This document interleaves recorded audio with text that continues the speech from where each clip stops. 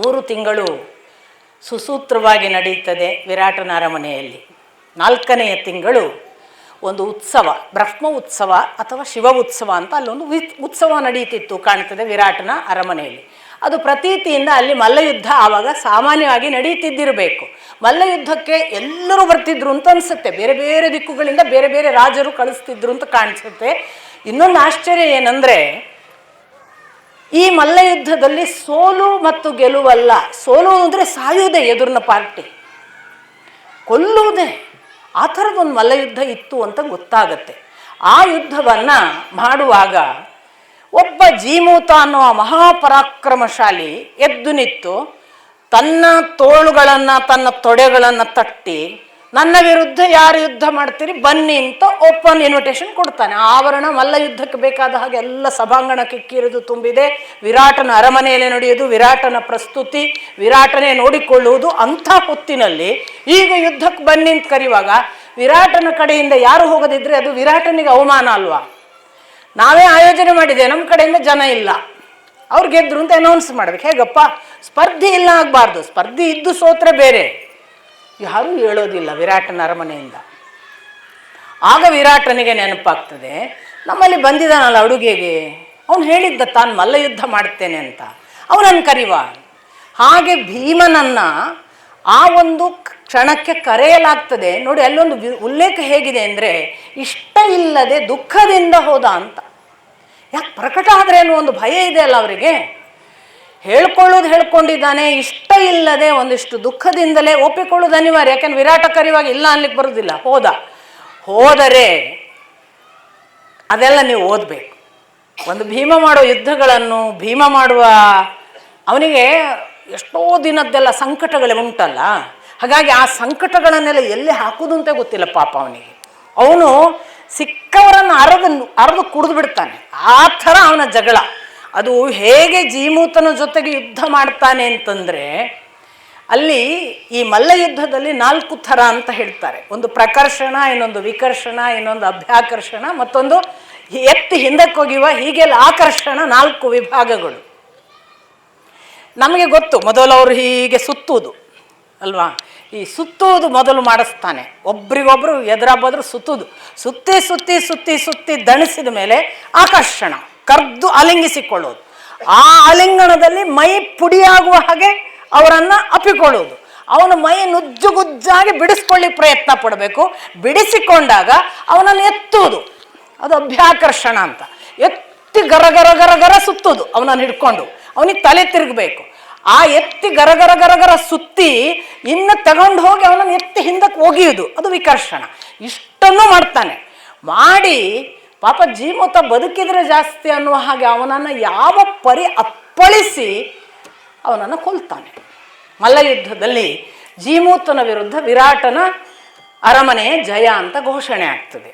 ಆವಾಗ ಒಂದು ವಿರಾಟ ಸಂತೋಷ ಎಷ್ಟು ಪಡ್ತಾನೆ ಅಂದರೆ, ಅದು ಕಾಲಾಂತರದಲ್ಲಿ ವಿರಾಟನಿಗೆ ಬೇಸರ ಆದಾಗೆಲ್ಲ ಕಾಡಿನಲ್ಲಿ ಕಾಡೆಮ್ಮೆ ಜೊತೆಗೆ, ಹುಲಿ ಜೊತೆಗೆ, ಬಾರ ನೀನು ಒಂದು ಹೋರಾಟ ಮಾಡು ನೋಡಬೇಕು ಅಂತ ಹಾಗೆಲ್ಲ ಹೋರಾಟ ಮಾಡಿಸ್ತಿದ್ದಂತೆ ಪಾಪ. ಈ ಭೀಮನಿಗೆ ಅನಿವಾರ್ಯ, ಅದನ್ನು ಮಾಡ್ತಿದ್ದ ಅಂತ. ಹೀಗೆಲ್ಲ ವಿರಾಟ ಅವನ ಜೊತೆಗೆ ಆಟ ಆಡಿಸಿಕೊಂಡು ಅವನ ಒಂದು ಆ ಮಲ್ಲಯುದ್ಧದ ಆಟವನ್ನೇ ನೋಡಿ ಸಂತೋಷ ಪಡ್ತಿದ್ದ. ಹೀಗೆ ಅದು ಒಂದು 4ನೆಯ ಮಾಸ ಕಳೆಯಿತು. 10ನೆಯ ಮಾಸಕ್ಕೆ ಇನ್ನೊಂದು ಕಂಟಕ ಬಂದ ಹಾಗೆ, ಅಷ್ಟರವರೆಗೆ ನೋಡಿರದೇ ಇದ್ದ ಸುದೇಷ್ಣೆಯ ತಮ್ಮ ಕೀಚಕ, ಅವನ ಕಣ್ಣಿಗೆ ಒಂದು ದಿನ ಸುದೇಷ್ಣೆಯ ಅಂತಃಪುರಕ್ಕೆ ಯಾವುದೋ ಮಾತುಕತೆಗೆ ಬಂದಾಗ ಈ ಮಾಲಿನಿ ಕಣ್ಣಿಗೆ ಬೀಳ್ತಾಳೆ. ಕಣ್ಣಿಗೆ ಬಿದ್ದರೆ ಇವನು ಎಷ್ಟು ಕಾಮಾತುರನಾಗ್ತಾನೆ ಅನ್ನೋದಕ್ಕೆ ನಿಮಗೆ ಈಗಾಗಲೇ ದ್ರೌಪದಿಯ ಸೌಂದರ್ಯವನ್ನೆಲ್ಲ ನೀವು ಅವರು ವಿವರಿಸೋದು ನೋಡಿದರೆ, ಅವಳು ಸಾಮಾನ್ಯ ಸೌಂದರ್ಯದವಳೇ ಅಲ್ಲ. ಅವಳನ್ನು ನೋಡಿದರೆ ಅದು ಅಪ್ರತಿಮ ಸೌಂದರ್ಯ ಅನ್ನೋದು ಗೊತ್ತಾಗುತ್ತೆ. ಬೇರೆ ಬೇರೆ ರೀತಿಯಿಂದ ಅದನ್ನು ವಿವರಿಸ್ತಾರೆ ಅವಳು ಹೇಗಿದ್ಲು ಅಂತ.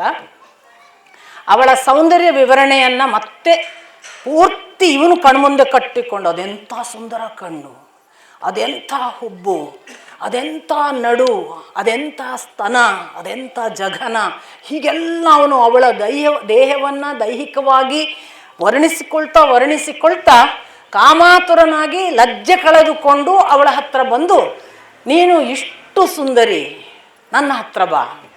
ಯಾಕೆ ಈ ಸೈರಂಧ್ರಿಯ ಕೆಲಸ?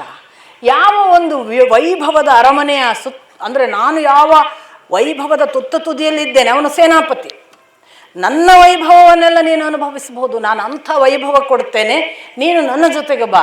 ಇದು ಬಿಡು, ನಾನು ನೋಡು ನಿನಗಾಗಿ ನನ್ನ ಹೆಂಡಂದಿರನ್ನು ಸಹಿತ ಬಿಡ್ತೇನೆ. ಎಲ್ಲ ಹೆಂಡಂದಿರು ಇನ್ನು ನಿನ್ನ ದಾಸಿಯರು, ನನ್ನ ಪೂರ್ವ ಪತ್ನಿಯರೆಲ್ಲ ನಿನ್ನ ದಾಸ್ಯಕ್ಕೆ ಇಡ್ತೇನೆ. ಅಷ್ಟು ಮಾತ್ರ ಅಲ್ಲ, ನಾನು ಸ್ವತಃ ನಿನ್ನ ದಾಸನಾಗ್ತೇನೆ, ಬಿಡು ಬಾ. ಇದು ಯಾಕೆ, ಇದನ್ನು ಬಿಡೋದಕ್ಕೆ ಯಾಕೆ ಒದ್ದಾಡ್ತಿ? ನಾನು ಇಷ್ಟು ಮುಕ್ತವಾಗಿ ಕರೀತೇನಲ್ಲ, ಹಾಗೆ ಹೀಗೆ. ಇವಳು ಮೊದಲು ಧರ್ಮದ ಮಾತಾಡ್ತಾಳೆ. ನೀನು ಉತ್ತಮ, ನಾನು ಹೀನ. ವೃತ್ತಿಯಿಂದ ನೀನು ಕ್ಷತ್ರಿಯ, ನಾನು ವೃತ್ತಿಯಿಂದ ಒಂದು ಕೆಲಸದವಳು. ನೀನು ಉತ್ತಮನು, ಹೀನರನ್ನು ಅಪೇಕ್ಷೆ ಪಡಬಾರದು, ಇದು ಧರ್ಮವಲ್ಲ. ಅದರಿಂದ ಇಂಥ ಮಾತುಗಳನ್ನು ನನ್ನ ಜೊತೆಗೆ ಆಡಬೇಡ. ನಿನಗೆ ಯೋಗ್ಯವಾದ ಪತ್ನಿಯರನ್ನು, ಅವರ ಜೊತೆಗೆ ಬದುಕನ್ನು ನಡೆಸು. ನನ್ನನ್ನು ದಯವಿಟ್ಟು ಈ ಒಂದು ಕಾರಣಕ್ಕೆ ಕರಿಬೇಡ ಮತ್ತು ಬಯಸಬೇಡ, ಇದು ನಿನಗೆ ಯೋಗ್ಯವಾದದ್ದಲ್ಲ ಅಂತ ಕೀಚಕನಿಗೆ ಮೊದಲು ಬುದ್ಧಿವಾದ ಹೇಳ್ತಾಳೆ. ಎರಡನೇ ಹಂತದಲ್ಲಿ ಮತ್ತು ಅವಳು ಅದನ್ನು ಮತ್ತೆ ಮತ್ತೆ, ನೀನೇ ನನಗೆ ಬೇರೆ ಹೆಂಡಂದ್ರು ಬೇಡ, ಅವರನ್ನು ದಾಸ್ಯಕ್ಕಿಡ್ತೇನೆ, ನಾನು ದಾಸ್ಯಕ್ಕಿದ್ದೇನೆ, ನನಗೆ ಯಾವುದೂ ಬೇಡ, ಸುಪ್ಪತ್ತಿಗೇನೆ ನಿನ್ನ ಪಾದಕ್ಕರ್ಪಿಸ್ತೇನೆ, ನೀನು ರಾಜ್ಯಕ್ಕೇನೆ ಅಭಿಷಿಕ್ತಳಾಗ್ತಿ, ಬಾ ಬಾ. ಮತ್ತೆ ನೀನು ವಿರಾಟನದಿಲ್ಲಿ ಏನೂ ನಡೆಯೋದಿಲ್ಲ, ನಂದೇ ನಡೆಯೋದು, ನಾನೇ ನಡೆಸೋದು. ವಿರಾಟ ನನ್ನ ಕೈಯ ಪಶು, ನಾನು ಅವನನ್ನು ಆಡಿಸ್ತಾ ಇದ್ದೇನೆ, ಇಡೀ ರಾಜ್ಯ ನನ್ನ ವಶದಲ್ಲಿದೆ ಎಲ್ಲ ಹೇಳುವಾಗ ಅವಳು ಮತ್ತೆ ಇನ್ನೊಂದು ಮಾತು ಹೇಳ್ತಾಳೆ. ಯಾವತ್ತೂ ಕೂಡ ಪತ್ನಿಯರೇ ಕೊನೆಯವರೆಗೆ ಜೊತೆಗಿರುವವರು. ಪತ್ನಿಯರನ್ನು ನಿರಾಕರಿಸಿ ಅವರನ್ನು ದಾಸಿ ಮಾಡ್ತೇನೆ ಅನ್ನೋ ಮಾತಾಡಬೇಡ, ಇದು ನಿನಗೆ ಶೋಭೆ ಅಲ್ಲ. ಅವರನ್ನು ನನಗೆ ದಾಸಿ ಮಾಡುವುದಲ್ಲ, ನೀನು ಅವರ ಜೊತೆಗೆ ಬಾಳುವುದೇ ಬಹಳ ದೊಡ್ಡ ಬದುಕು. ಇಂಥ ಯೋಚನೆಗಳು ನಿನಗೆ ಇಷ್ಟು ಜನ ಪತ್ನಿಯರಿರುವಾಗ ಬರಬಾರ್ದು. ಎಲ್ಲ ಒಳ್ಳೆಯ ಮಾತುಗಳು. ಅವನಿಗೆ ಅರ್ಥವೇ ಆಗದಂತಹ ಕಾಮದ ಉತ್ಕೃಷ್ಟ ಅವಸ್ಥೆಗೆ ಹೋದವನಿಗೆ ಯಾವ ನಾಚಿಕೆ ಇರುವುದಿಲ್ಲ ಅಂತ ನಿಮಗೆ ಗೊತ್ತೇ ಇದೆ. ಆ ದೃಷ್ಟಿಯಿಂದ ಅಂಥ ಲಜ್ಜೆಗೇಡಿತನದ ಮಾತುಗಳನ್ನು ಮತ್ತೆ ಆಡ್ತಾನೆ. ಆಗ ಕೊನೆಯದಾಗಿ ಅವಳು ಹೇಳ್ತಾಳೆ, ನೀನು ಅಪೇಕ್ಷಿಸಿದ್ದೀಯಾ, ದಯವಿಟ್ಟು ನನ್ನ ವಿಚಾರ ಬಿಡು. ನೀನು ತಿಳಿದ ಹಾಗೆ ಒಬ್ಬಳೇ ಅಲ್ಲ, ನನಗೆ 5 ಜನ ಗಂಧರ್ವ ಪತಿಯರಿದ್ದಾರೆ. ನಾನು ನಿನಗೆ ಎಚ್ಚರಿಕೆ ಕೊಡ್ತೇನೆ, ನೀನು ನನ್ನನ್ನು ಅಪೇಕ್ಷೆ ಪಟ್ಟರೆ ಅದೊಂದು ಗಂಡನಿಗೆ, ನನ್ನ 5 ಜನರಲ್ಲಿ ಒಬ್ಬರಿಗೆ ಗೊತ್ತಾದರೆ ಸಾಕು, ನೀನು ಬದುಕಿರುವುದಿಲ್ಲ. 5 ಜನರಿಗೆ ಗೊತ್ತಾದರಂತೂ ಮುಗಿದೇ ಹೋಯಿತು, ಸರ್ವನಾಶ. ಹಾಗಾಗಿ ಈ ಅಪೇಕ್ಷೆಯನ್ನು ಬಿಟ್ಟು ಬಿಡು ಅಂತ ಅವಳು ಅವನನ್ನು ಹೇಗೂ ಆ ದಿವಸ ದಾಟಿಸ್ತಾಳೆ. ಇವನು ಮತ್ತೆ ಸುದೇಶ್ನೆ ಹತ್ರ ಹೋಗ್ತಾನೆ. ನನಗೆ ಹೇಗಾದರೂ ಮಾಡಿ ಅವಳನ್ನು ಏಕಾಂತದಲ್ಲಿ ಕಳುಹಿಸಿಕೊಡು, ನನ್ನ ಹತ್ರ ಬರುವ ಹಾಗೆ ಮಾಡು ಅಂತ. ಇಷ್ಟರಲ್ಲಿ ವಾಸ್ತವಿಕ ಸುದೇಶ್ನೆ ಆರಂಭದಲ್ಲೇ ಹೇಳಿದ್ಲು, ಗಂಡಸರ ಜೊತೆಗೆ ನೀನೇನಾದರೂ ಅವರ ಕಣ್ಣಿಗೆ ಬಿದ್ದರೆ ಅಪಾಯ ಅಂತ. ಅವಳು ಸ್ವಲ್ಪ ಅದನ್ನು ಅವಳ ದೃಷ್ಟಿಯಿಂದ ರಕ್ಷಿಸಬೇಕಿತ್ತು. ಸುದೇಶ್ನೆಗೆ ಇದು ರೀಡಿಂಗ್ ಯಾರದ್ದು ಅಂದರೆ ದ್ರೌಪದಿದ್ದು. ಸುದೇಶ್ನೆಗೆ ವಿರಾಟನ ಕಣ್ಣಿಗೆ ಬೀಳಬಾರದು ಎಂಬುದಿತ್ತು. ಅದರಿಂದ ಇನ್ನೊಬ್ಬ ಗಂಡಸಿನ ಹತ್ರ ಹೋದರೆ ಒಂದು ರಕ್ಷಣೆ ಅಂತ ಎಣಿಸಿದ್ಲು. ನೋಡಿ ದ್ರೌಪದಿ ಎಷ್ಟು ಸೂಕ್ಷ್ಮ ಅಂತ. ಇದನ್ನು ಮುಂದೆ ಅವಳು ಭೀಮನ ಹತ್ರ ಹೇಳುವಾಗ ಈ ವಾಕ್ಯ ಇದೆ. ಸುದೇಶ್ನೆ ಅಂಥದೊಂದು ತನ್ನ ಪ್ರೊಟೆಕ್ಷನ್, ತನ್ನ ರಕ್ಷಣೆಗಾಗಿ ಹೋಗಲಿ ಅವಳು ಅಂತ ಬಿಟ್ಟ ಹಾಗೆ ಕಾಣ್ತದೆ, ವಿರೋಧಿಸುವುದೇ ಇಲ್ಲ. ಎಷ್ಟು ಆಯಿತು ಅಂತ ಹೇಳಿಬಿಡ್ತಾಳೆ. ಆದರೆ ಆಯಿತು ಅಂತ ಹೇಳುವಾಗ ಒಂದು ಉತ್ಸವದ ದಿನ ನೀನೊಂದು ವಿಶೇಷ ಅಡುಗೆ ಮಾಡಿಸು ನಿನ್ನ ಮನೆಯಲ್ಲಿ, ನಿನ್ನ ಅರಮನೆಯ ಆ ಭಾಗಕ್ಕೆ ವಿಶೇಷ ಪೇಯ ಮತ್ತು ಒಂದು ಆ ಭಕ್ಷ್ಯ ಭೋಜ್ಯಗಳನ್ನು ಸಿದ್ಧಪಡಿಸು, ನಾನು ಇವಳನ್ನು ಅದನ್ನು ತರಿಸುವ ಸಲುವಾಗಿ ನಿನ್ನ ಹತ್ರ ಕಳಿಸ್ತೇನೆ. ನೋಡಿ ಈ ಪ್ಲ್ಯಾನನ್ನು ಅವನು ಬಹಳ ಮೆಚ್ಚುತ್ತಾನೆ. ಅವನು ತನ್ನ ಅಡುಗೆ ಮನೆಯವರಲ್ಲಿ ಇಂಥ ದಿವಸ ಉತ್ಸವ ಇಂಥದ್ದು ಸಿದ್ಧ ಮಾಡಿ 10ನೇ ಮಾಸಕ್ಕೆ ಸಮಸ್ಯೆ ಪ್ರಾರಂಭ ಆಗಿದೆ. ಅಲ್ಲಿ ಬರುವಾಗ ಇನ್ನು 15 ದಿವಸ ಅಂತ ಕೊನೆಗೆ ಬರುತ್ತೆ, ಇನ್ನು 15 ದಿವಸ ಉಳಿದಿದೆ ಅಂತ ಕೀಚಕ ಕರೆಯುವ ಹೊತ್ತಿಗೆ, ಅಂದರೆ ಸುಮಾರು ಉತ್ಸವದ ಟೈಮ್ ಅಷ್ಟು ಮುಂದೆ ಹೋಗಿದೆ ಅಂತ ಅರ್ಥ. ಅಂದರೆ 10ನೇ ತಿಂಗಳು ಅಜ್ಞಾತವಾಸ, 11 ತಿಂಗಳು ಆಗಿ 15 ದಿವಸ ಆಗೋವರೆಗೆ 1.5 ತಿಂಗಳು ಏನೋ ಕಾದಿದ್ದಾನೆ, ಏನೇನೋ ಪ್ಲ್ಯಾನ್ ಮಾಡಿರ್ಬೋದು ಅಂತ ಅನಿಸುತ್ತೆ. ಅಂತೂ ಆ ದಿವಸಕ್ಕೆ ಅಲ್ಲಿಗೆ ಕರ್ಕೊಂಡು ಹೋಗುವ ಹಾಗೆ ಪ್ಲ್ಯಾನ್ ಆಗುತ್ತೆ. ಇವಳು ಸುದೇಶ್ನೆ ಉತ್ಸವದ ದಿವಸ ಬಹಳ ಮುಗ್ಧಳಾಗಿ ನೋಡಿ ಇದೊಂದು ಸುವರ್ಣ ಪಾತ್ರೆ ಇದೆ, ನನ್ನ ತಮ್ಮ ಏನೋ ವಿಶೇಷ ಅಡುಗೆ ಮಾಡಿದ್ದಾನಂತೆ, ಅದೇನೋ ವಿಶೇಷ ಪೇಯ ಮಾಡಿದ್ದಾನಂತೆ, ನನಗೆಲ್ಲ ಬಹಳ ಬಾಯಾರಿಕೆ ಆಗಿದೆ, ನಂಗೆ ಅಲ್ಲಿವರೆಗೆ ಹೋಗಿ ಅದನ್ನು ಕುಡಿದು ಬರುವಷ್ಟೆಲ್ಲ ತಾಳ್ಮೆ ಇಲ್ಲ, ನೀನು ಬೇಗನೆ ಹೋಗಿ ತಗೊಂಡು ಬಾ. ಸ್ಪಷ್ಟವಾಗಿ ಇದು ಗೊತ್ತಿತ್ತು ಇವಳಿಗೆ. ಇವಳು ಸುದೇಶ್ನಿಗೆ ಬಂದು ಹೇಳಿರ್ತಾಳೆ, ನಿನ್ನ ತಮ್ಮನಿಗೆ ಹೇಳು ನನಗೆ ಹೀಗೀಗೆ ತೊಂದರೆ ಮಾಡ್ತಿದ್ದಾನೆ ಅನ್ನೋದು ಹೇಳಿದ್ದಾಳೆ. ಅಷ್ಟರ ಮೇಲೆ ಹೀಗೆ ಆಗ ಈ ಸೈರಂಧ್ರಿಯಾದ ಮಾಲಿನಿ ಹೇಳ್ತಾಳೆ, ಇಲ್ಲ ನಾನು ಬೇರೆ ಎಲ್ಲೇ ಆದರೂ ಹೋಗ್ತಿದ್ದೆ, ನಾನು ಅಲ್ಲಿ ಹೋಗೋದಿಲ್ಲ, ನೀನು ನನ್ನನ್ನು ಆ ವಿಷಯದಲ್ಲಿ ಒತ್ತಾಯಿಸಬೇಡ, ನನಗೆ ಹೋಗುವುದರಿಂದ ಏನು ತೊಂದರೆ ಆಗ್ತದೆ ಅನ್ನೋದು ನಿನಗೆ ಬಹಳ ಚೆನ್ನಾಗಿ ಗೊತ್ತು, ಕೀಚಕ ಸಭ್ಯನಿಲ್ಲ, ನೀನು ಬೇರೆ ದಾಸಿಯರನ್ನು ಕಳಿಸು. ಇಲ್ಲ ಇಲ್ಲ ನೀನು ಅದ್ರ ಬಗ್ಗೆ ಚಿಂತೆ ಮಾಡಬೇಡ, ನಾನು ಕಳಿಸಿದ್ದೇನೆ ಅಂದಮೇಲೆ ಅವನೇನೂ ಮಾಡಲ್ಲ, ನನ್ನ ದಾಸಿಯನ್ನು ನಾನು ಪಾತ್ರೆ ಕೊಟ್ಟು ಕಳಿಸಿದ್ದೇನೆ ಅನ್ನೋ ಎಚ್ಚರ ಇರುತ್ತೆ. ಕೀಚಕ ಹಾಗೆಲ್ಲ ನಾನು ಕಳಿಸಿದ ದಾಸಿಯರ ಬಗ್ಗೆ ಹಾಗೆ ತಾನು ತನ್ನದ ನಿರ್ಣಯ ತೆಗೆದುಕೊಳ್ಳೋದಿಲ್ಲ, ಅವನಿಗೆ ಎಚ್ಚರ ಇದೆ, ನೀನು ಹೋಗು, ದಾಸಿಯಾಗಿ ಹೋಗು ಮತ್ತು ತಗೊಂಡು ಬಾ ಅನ್ನುವ ಒತ್ತಾಯವನ್ನು ಸಹಿಸಿಕೊಳ್ಳಬೇಕಾದ ಅನಿವಾರ್ಯತೆಯಲ್ಲಿ ಒಳಗೊಳಗೆ ಎದೆ ಢವ ಢವ ಮಾಡ್ತಾ ತನ್ನ ಅಸಹಾಯಕತೆಗಳನ್ನು ತಾನೇ ಶಪಿಸಿಕೊಳ್ತಾ ತಾನು ಇದನ್ನು ಮಾಡಿ ಬರಬೇಕಲ್ಲ, ಎಂಥ ಕಷ್ಟದ ಒಂದು ಸಂಕಷ್ಟ ಸ್ಥಿತಿಯಲ್ಲಿ ನಾನು ಇದ್ದೇನೆ ಅಂದುಕೊಳ್ತಾ ಏಕಕಾಲಕ್ಕೆ ತಾನು ನಂಬಿದ ದೇವರನ್ನು ನಿರಂತರ ಪ್ರಾರ್ಥಿಸ್ತಾ ದ್ರೌಪದಿ ಮೆಲ್ಲ ಮೆಲ್ಲನೆ ಅಲ್ಲಿಗೆ ಹೋಗ್ತಾಳೆ. ಹೋಗುವಾಗ ಸೂರ್ಯ ಇವಳ ಪ್ರಾರ್ಥನೆಗೆ ಒಲಿದು ರಾಕ್ಷಸ ರೂಪದಲ್ಲಿ ಅದೃಶ್ಯ ರೂಪದಲ್ಲಿ ನಿಂತು ರಕ್ಷಿಸ್ತಿದ್ದ ಅಂತ ವೇದವ್ಯಾಸರು ಬರೀತಾರೆ. ಅಂತೂ ರಾಕ್ಷಸನ ರೂಪದ ಅದೃಶ್ಯ ರೂಪ ಇವಳ ಜೊತೆಗಿರೋದು ಇವಳಿಗೂ ಗೊತ್ತಿಲ್ಲ. ಹೋಗ್ತಾಳೆ. ಹೋದರೆ ಕೀಚಕ ಯಥಾ ಪ್ರಕಾರ ತನ್ನೆಲ್ಲ ಆಸಕ್ತಿಗಳನ್ನು ಹೇಳುವ ಒಂದು ಕಾರಣವಾಗಿ ಅವಳ ಕಣ್ಣುಗಳನ್ನು ವರ್ಣಿಸುವುದು, ಮುಖವನ್ನು ವರ್ಣಿಸುವುದು, ತುಟಿಗಳನ್ನು ವರ್ಣಿಸುವುದು, ಸ್ತನವನ್ನು ವರ್ಣಿಸುವುದು, ಆ ಸೊಂಟ ಎಷ್ಟಿದೆ ಅನ್ನುವುದನ್ನು ತನ್ನ ಕೈಯಲ್ಲಿ ಹಿಡಿದು ತೋರಿಸಿ ಇಷ್ಟೇ ಇದೆ ಅಂತ ಒಂದು ಹೆಬ್ಬೆಟ್ಟು ತೋರು ಬೆರಳು ಒಟ್ಟುಗೂಡಿದರೆ ಎಷ್ಟು ಅಷ್ಟೇ ಇದೆ ನಿನ್ನ ನಡು ಅಂತ ಹೇಳೋದು. ನಿನ್ನ ಜಘನ ಆ ಪ್ರದೇಶ ನೋಡಿದರೆ ನನಗೆಷ್ಟು ಕಾಮೋದ್ರಿಕ್ತನಾಗ್ತಿದ್ದೇನೆ, ನಿನ್ನ ನಾಭಿಯಲ್ಲಿ 3 ಆ ಗೆರೆಗಳು ಅದು ಉಂಟು ಮಾಡುವ ಪ್ರೋತ್ಸಾಹ ಇತ್ಯಾದಿ ಕಾಮೋದ್ರಿಕ್ತ ಮಾತುಗಳಿಂದ ತುಂಬ ಲಜ್ಜೆಗೇಡಿಯಾಗಿ ಹೆಚ್ಚು ಹೆಚ್ಚು ಸಮೀಪಕ್ಕೆ ಬರ್ತಾನೆ. ಹಾಗೆ ಸಮೀಪಕ್ಕೆ ಬರುವಾಗ ಮುಟ್ಟಬೇಡ ಅಂತ ಇವಳು ಅಂತಾಳೆ. ಅವನು ಕೇಳೋದಿಲ್ಲ. ಅವನು ಬಂದು ಬಲಗೈ ಹಿಡಿದಾಗ ಇವಳು ತೆಗೆದು ದೂಡ್ತಾಳೆ. ನಾನು ಹಿಂದೆ ಕೂಡ ಇಂಥದೇ ಮಾತನ್ನು ಜಯದ್ರಥನ ವಿಷಯದಲ್ಲಿ ಅವಳು ಮಾಡಿದ್ದನ್ನು ನಾವು ನೋಡಿದ್ದೇವೆ. ಅವಳು ತೆಗೆದು ದೂಡಿದಾಗ ಬೇರು ಕತ್ತರಿಸಿದ ವೃಕ್ಷದ ಹಾಗೆ ಅವನು ಬೀಳ್ತಾನೆ. ಬಿದ್ದರೂ ಲಜ್ಜೆಗೇಡಿ ಮತ್ತೆ ಏಳ್ತಾನೆ, ಮತ್ತೆ ಹತ್ತಿರ ಬರ್ತಾನೆ. ಇವಳು ಧಾವಿಸಿ ಹೊರಗೆ ಹೊರಡುವ ಅವಸರದಲ್ಲಿದ್ದಾಳೆ. ನಾನು ಹೋಗ್ತೀನಿ ನೀನು ಮುಟ್ಟಬೇಡ ಅನ್ಕೋತ ಓಡುವಾಗ ಇವನು ಬೆನ್ನಟ್ಟಿ ಸೆರಗೆಳೀತಾನೆ. ಅವಳು ಚೇಳು ಮೈ ಮೇಲೆ ಬಂದರೆ ಹೇಗೆ ಕೊಡವ್ತೀವಿ ಹಾಗೆ ಕೊಡವುತ್ತಾಳೆ. ಕೊಡವಿಸಿಕೊಂಡ ಮೇಲೂ ಕೂಡ ಇವನು ಬೆನ್ನಟ್ತಾನೆ. ಇವಳು ನೇರ ರಾಜಸಭೆಗೆ ಬರ್ತಾಳೆ. ಈ ರಾಜಸಭೆಗೆ ಬಂದಾಗ ಅಷ್ಟು ಜನರ ಮುಂದೆ ಅವಳ ಕೂದಲನ್ನೆಳೆದು ಕಾಲಿನಿಂದ ಒದೀತಾನೆ. ಇದು ಸರ್ವರ ಸಮ್ಮುಖದಲ್ಲಿ ನಡೆಯುತ್ತದೆ. ಅಲ್ಲೇ ಯುಧಿಷ್ಠಿರ ವಿರಾಟನ ಜೊತೆಗೆ ಪಗಡೆ ಆಟಕ್ಕೆ ಕೂತಿದ್ದಾನೆ. ಪಕ್ಕದಲ್ಲೇ ಭೀಮಸೇನ ಇದ್ದಾನೆ. ಇಡೀ ಸಂದರ್ಭ ಅಷ್ಟು ಜನರ ಮಧ್ಯೆ ಹೀಗೊಬ್ಬ ನನ್ನನ್ನು ಕಾಲಿನಿಂದ ಒದೆಯುವಾಗ ನೋಡುತ್ತಾ ಕುಳಿತಿದ್ದೀರಲ್ಲ, ನಿಮಗೆ ಯಾರಿಗೂ ಕಾಣಿಸುತ್ತಿಲ್ಲವೇ? ಇದು ತಪ್ಪು ಎಂಬ ಭಾವವೂ ಇಲ್ಲವೇ ಅಂತ ಕೇಳುವಾಗ ಅದನ್ನು ಉಗ್ರ ಕೆಂಪಾದ ಕಠೋರ ಕೋಪದ ಕಣ್ಣಿನಿಂದ ನೋಡಿದ ಭೀಮಸೇನ ಕೈಯ ಮಾಂಸಖಂಡಗಳೆಲ್ಲ ಬಿಗಿಯಾಗಿ ಸೆಟೆದು ನಿತ್ತು ಮುಷ್ಟಿ ಒಂದಕ್ಕೊಂದು ಕೂಡಿ ಇನ್ನೇನು ಹೊರಟ ಅನ್ನುವ ಹಾಗೆ ತನ್ನ ಇಡೀ ದೇಹ ಈಗ ಬಲಿಷ್ಠವಾಗಿ ಎದ್ದು ನಿಲ್ತದೆ ಅನ್ನುವ ಹಾಗೆ ಅಲ್ಲಿ ಕೂತಿದ್ದವನು ಹಲ್ಲು ಕಟ ಕಟ ಕಡಿದು ಎದ್ದು ನಿಲ್ತಾನೆ ಅನ್ನುವಾಗ ಯುಧಿಷ್ಠಿರ ತನ್ನ ಬಲಗೈ ಹೆಬ್ಬೆಟ್ಟಿನಿಂದ ಅವನ ಎಡಗೈಯನ್ನು ಒತ್ತುತ್ತಾನೆ. ಚಕ್ಕಂತ ಇವನಿಗೆ ಎಚ್ಚರ ಆಗ್ತದೆ. ಸನ್ನೆ ಮಾಡ್ತಾನೆ. ಅಜ್ಞಾತವಾಸದ ಸಮಯ ಮುಗಿದಿಲ್ಲ.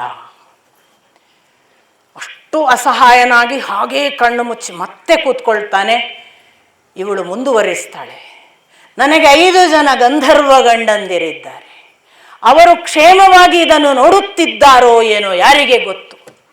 ನೋಡುತ್ತಿದ್ದರೂ ಏನೂ ಮಾಡಲಾಗದ ಅಸಹಾಯಕತೆಯ ವಿಧಿ ಎಷ್ಟು ದಿನ ಆಡಿಸಲಿಕ್ಕಿದೆಯೋ ಯಾರು ಬಲ್ಲವರು. ಆದರೆ ಇಷ್ಟು ಜನರಿದ್ದಿರಲ್ಲ, ನಿಮಗೆ ಗೊತ್ತಾಗುವುದಿಲ್ಲವೇ? ಒಬ್ಬ ಹೆಣ್ಣು ಮಗಳನ್ನು ಒಬ್ಬ ಗಂಡಸು ಹೀಗೆ ತುಳಿಯುವಾಗ ಏನೂ ಆಗದಂತೆ ಸುಮ್ಮನಿದ್ದೀರಲ್ಲ, ಇದು ನ್ಯಾಯವೇ? ನಿಮ್ಮಲ್ಲಿ ಯಾರಾದರೂ ಒಬ್ಬರು ನನಗೆ ಇದು ನ್ಯಾಯ ಅಥವಾ ಅಲ್ಲ ಅಂತ ಹೇಳುವ ಯಾರೂ ಇಲ್ಲವೇ? ನಿಮಗೆ ಆ ಪಗಡೆ ಆಟದಲ್ಲಿ ಮುಳುಗಿರುವ ರಾಜನಿಗೂ ಕೂಡ ಇದು ಕಾಣಿಸುತ್ತಿಲ್ಲವೇ ಅಂತ ರಾಜನಿಗೆ ನೇರ ಕೇಳ್ತಾ. ರಾಜ ಉತ್ತರ ಬಹಳ ಚೆನ್ನಾಗಿದೆ. ನನಗೆ ಇದರ ಹಿಂದೆ ಮುಂದೆ ಎಂಥದೂ ಗೊತ್ತಿಲ್ಲ, ನ್ಯಾಯ ಹೇಗೆ ಹೇಳೋದು? ಪೂರ್ವಾಪರವೇ ಗೊತ್ತಿಲ್ಲ ನನಗೆ, ಇದರ ನ್ಯಾಯ ಹೇಗೆ ಹೇಳುವುದು? ದ್ರೌಪದಿ ಇಡೀ ನಡೆದದ್ದನ್ನು ಮತ್ತೆ ವಾಪಸ್ ಹೇಳ್ತಾಳೆ.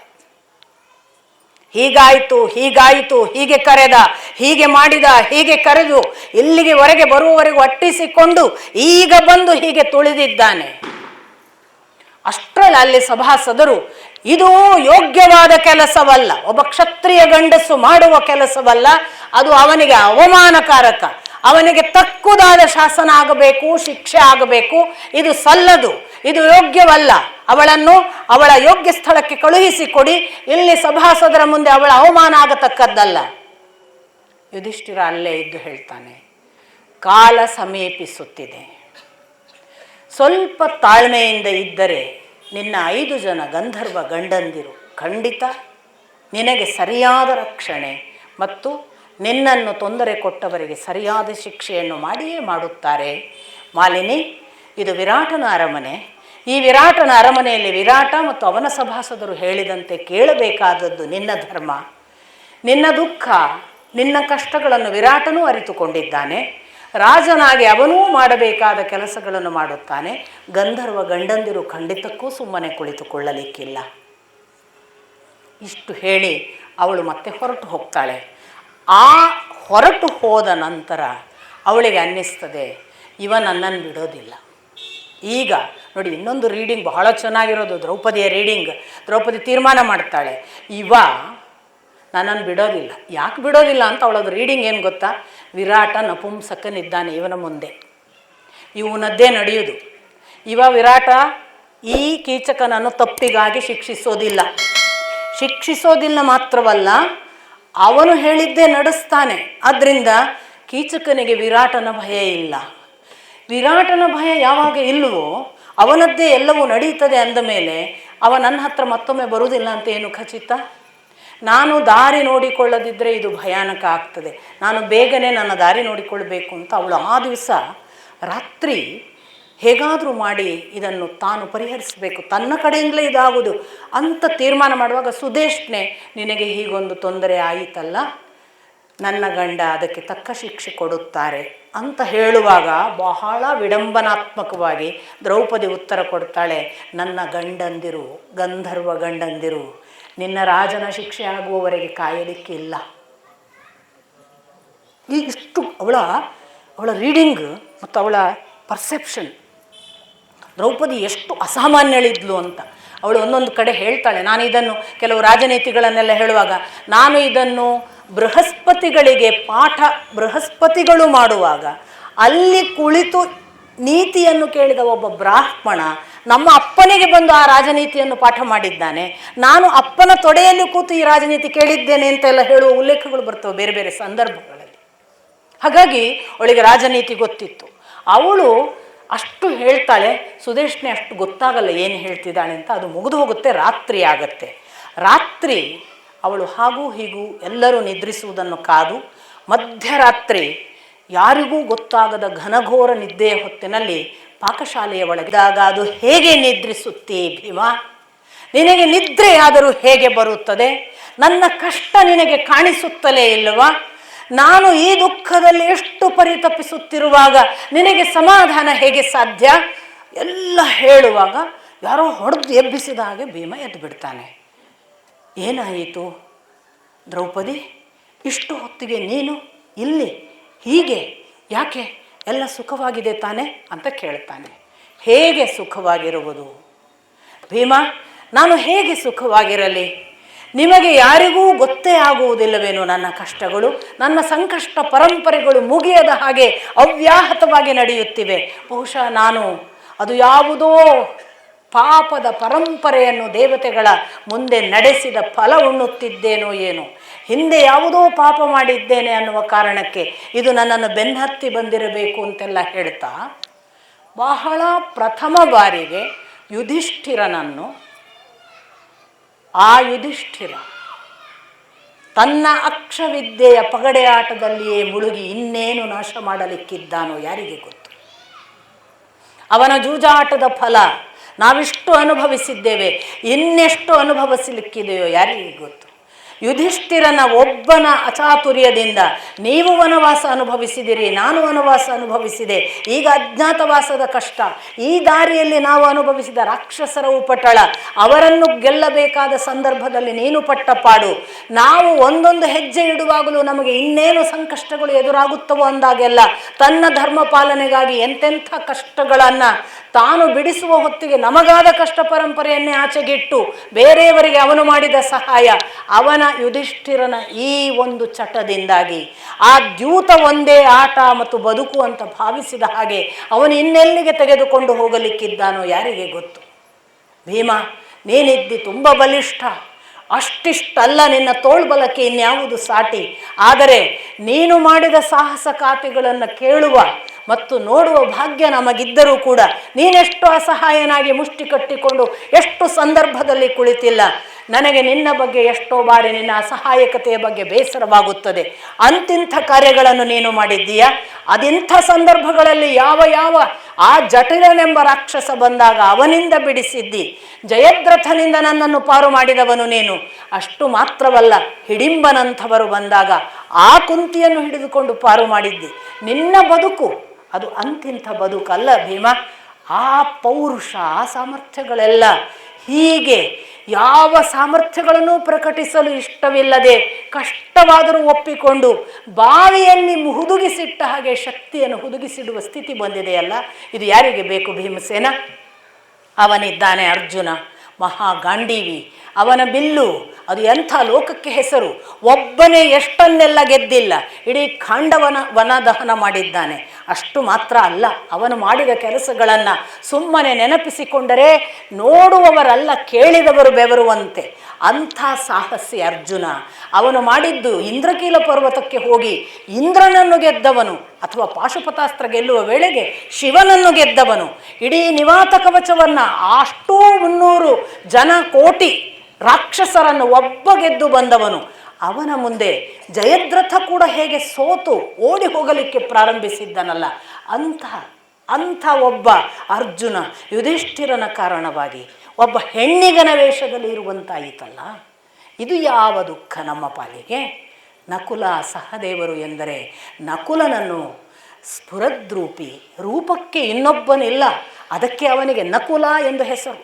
ಕುಲದಲ್ಲಿ ಇನ್ನೊಬ್ಬನಿಲ್ಲ, ಅಷ್ಟು ಸುಂದರ ನ ಕುಲ. ಅಂಥ ಸುಂದರಾಂಗನನ್ನು ನೋಡುವುದಕ್ಕೆ ಕಣ್ಣು ಸಾಲವು ಅನ್ನುವಂಥ ಅಷ್ಟು ಒಳ್ಳೆಯ ಮಧುರ ಭಾಷೆಯ ಅದ್ಭುತ ಹುಡುಗ ಇವತ್ತು ಕೃಷ್ಣನಾಗಿದ್ದಾನೆ. ಸಹದೇವನನ್ನು ನೋಡು, ಅವನಾದರೂ ಎಂಥವ. ಅವನಿಗೆ ಯಾವುದು, ಅವನು ಒಂದು ಏಕ ವ್ಯಕ್ತಿಗಳಾಗಿ ಅವರೆಲ್ಲ ರಾಜಸೂಯ ಯಾಗಕ್ಕೆ ಹೋಗುವಾಗ ಬೇರೆ ಬೇರೆ ದಿಕ್ಕುಗಳಿಗೆ ಹೋಗಿ ಕಪ್ಪ ಕಾಣಿಕೆ ತಂದದ್ದು ನಿಮಗೆ ಗೊತ್ತು. ಒಬ್ಬರು ಪೂರ್ವಕ್ಕೆ ಹೋದರು, ಒಬ್ಬರು ಉತ್ತರಕ್ಕೆ ಹೋದರು, ಒಬ್ಬರು ಪಶ್ಚಿಮ ದಕ್ಷಿಣ. ಇವರಿಬ್ಬರು ಪಶ್ಚಿಮ ದಕ್ಷಿಣಕ್ಕೆ ಹೋದವರು ಈ ನಕುಲ ಸಹದೇವ ಅಗ್ನಿಯನ್ನು ಗೆದ್ದು ಬಂದಿರ್ತಾನೆ. ಅದೊಂದು ಘಟನೆ ಕಥೆ ಎಲ್ಲ ಇದೆ. ಹೀಗಾಗಿ ನಮಗೆ ಎಲ್ಲರ ಪಾತ್ರಚಿತ್ರಣ ಸಿಗುತ್ತೆ. ಸೊ ಸಹದೇವನ ಆ ಘಟನೆಯನ್ನೆಲ್ಲ ನೆನಪು ಮಾಡಿ ಅವರೆಲ್ಲ ಏಕ ವ್ಯಕ್ತಿಗಳಾಗಿ ಹೋಗಿ ಒಂದೊಂದು ದಿಕ್ಕಿನ ರಾಜರನ್ನು ಗೆದ್ದು ಬಂದವರು ಇವತ್ತು ಅಸಹಾಯರಾಗಿ ಅಲ್ಲೆಲ್ಲೋ ಅಶ್ವಶಾಲೆಯಲ್ಲಿ, ಇಲ್ಲೆಲ್ಲೋ ಗೋಪಾಲಕರ ಹಾಗೆ ಗೋವುಗಳನ್ನು ನೋಡಿಕೊಂಡು ಬದುಕುವ ಪರಿಸ್ಥಿತಿ ನನ್ನ ಸ್ಥಿತಿ. ನಾನಾದರೂ ಎಷ್ಟು ಘನಿಷ್ಠ ಸ್ಥಿತಿಯಲ್ಲಿ ಮೆರೆದಾಡಿದವಳು. ನನ್ನ ಜೀವನಕ್ಕೆ ಯಾವ ಕೊರತೆ ಇತ್ತು? ಸಾಕ್ಷಾತ್ ಯಜ್ಞೇಶ್ವರನ ಮಡಿಲಲ್ಲಿ ಹುಟ್ಟಿದವಳು, ಅಗ್ನಿಕನ್ಯೆ. ನನ್ನ ಅಪ್ಪ ನನ್ನನ್ನು ನೋಡಿಕೊಂಡದ್ದು ಹೇಗೆ, ನನ್ನನ್ನು ಬೆಳೆಸಿದ್ದು ಯಾವ ಅರ್ಥದಲ್ಲಿ, ಕೊಡುವಾಗ ನಾನು ಮದುವೆ ಮಾಡಿಸಿ ಕೊಡುವಾಗ ನಿಮ್ಮಂಥವರಿಗೆ ಕೊಟ್ಟೆನಲ್ಲ ಅಂತ ಅವನು ಎಷ್ಟು ಹೆಮ್ಮೆ ಪಟ್ಟಿದ್ದ. ಆಗ ನನ್ನನ್ನು ರಾಜಸೂಯ ಯಾಗದಲ್ಲಿ ಅದೇ ಮರ್ಯಾದೆಯಿಂದ ನೀವು ನೋಡಿಕೊಂಡಾಗ ಯುಧಿಷ್ಠಿರನ ಅರಮನೆಯಲ್ಲಿ ನನಗೇನು ಸಾಮಾನ್ಯ ಇತ್ತೆ? ನಾನು 1,00,000 ದಾಸಿಯರ ಒಡತಿಯಾಗ ಈಗ ಸಾಕ್ಷಾತ್ ಒಂದು ಮನೆಯ ದಾಸ್ಯ. ಏನು ಕಾರಣ? ಯುಧಿಷ್ಠಿರನ ದ್ಯೂತ. ಅವನೊಬ್ಬನಿಂದ ಹೀಗಾಯಿತು ಭೀಮ. ಇನ್ನೆಷ್ಟು ದಿನ ತಡೆದುಕೊಳ್ಳುವುದು? ಏನಾಗಿದೆ? ದಯವಿಟ್ಟು ಏನಾಗಿದೆ ಹೇಳು. ಈಗ ನಾನು ನನ್ನ ಬಳಿ ಯಾಕೆ ಬಂದಿದ್ದೆ ಹೇಳು? ಅಂತ ಹೇಳಿ ಬಹಳ ಒಳ್ಳೆಯ ಮಾತನ್ನು ಭೀಮಸೇನ ಹೇಳ್ತಾನೆ.